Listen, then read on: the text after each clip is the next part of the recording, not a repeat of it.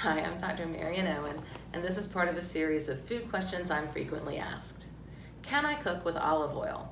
Many people have seen the oft-repeated warning that olive oil, when heated at high temperatures, the green, the phenols, the wonderful organic components that are in olive oil that make it have that beautiful green color and the strong nutty flavor will burn at high temperatures and create actually oxidative stress.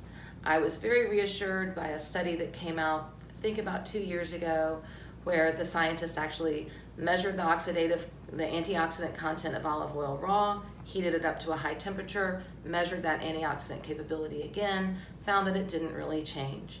So I do cook with olive oil. In general, I try to keep the heat of my cooking lower so that I don't get a browning reaction.